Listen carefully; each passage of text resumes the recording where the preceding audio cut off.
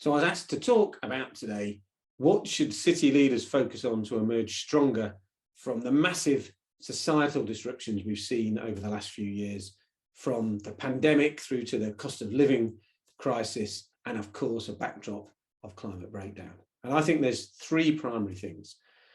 The first is that we really need to see mayors and city leaders demonstrating in practice that a green and a just recovery from all of these geopolitical issues is the best way to create jobs and to build long-term prosperity. And that's exactly what C40's research shows, that just within the 100 or so C40 cities, there's an opportunity to create 50 to 80 million good new green jobs, unionized jobs in C40 cities by 2025 alone, far more than would be possible if we just went back to business as usual.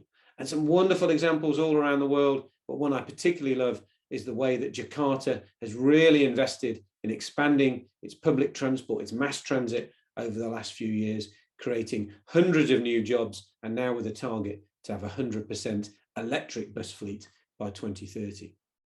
And in all of this, of course, in showing that case, the green and just recovery in practice, we've got to take the fight to the fossil fuel industry, to the climate delayers, the climate deniers, who are propagating really dangerous lies at the moment, not just about the science of climate change, but that because of rising energy and food prices around the world, we have to somehow step back from our ambition to tackle climate change. On the contrary, we've got to do just the opposite. This is the moment where we've really got to shift into the highest gear to achieve a green and a just economy. Otherwise, all of those problems are going to get a lot worse. So as Mayor Khan is very fond of saying, the chair of C40, we need mayors to be the doers, not the delayers. Secondly, this is the moment to really make climate a health and a well-being issue. As a result of the pandemic and lockdowns, many people around the world are much more aware of the things that really make life good in cities, and that includes clean air, green space, public space, the opportunity to access services easily from their homes.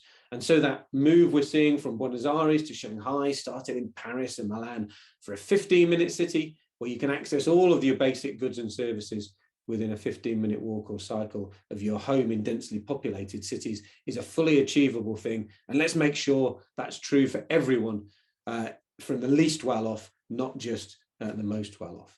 And there's a wonderful example I'm very proud of in my home city of London of making climate a health issue, in that Mayor Khan has built really strong public support for what are the toughest vehicle emission standards in the entire world, expanding his ultra low emission zone from the central part of London to the whole of inner London, where 3 million people live, and now consulting on expanding it further to the whole of Greater London, where 9 million people live.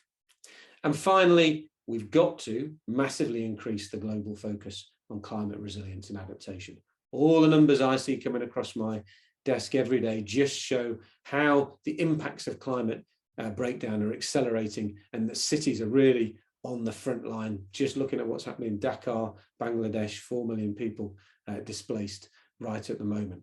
We've seen out of the pandemic some really innovative ways of improving resilience, and in so doing adapting to climate breakdown. I love the way that Quezon City, Manila, has reacted to the struggles that it had to get adequate food supplies into the city during the lockdowns by now investing in urban agriculture, building community opportunity to farm and produce their own food, and creating much better flood defences and reducing the heat island effect in the process. So my overall message, this is not the moment to sit back.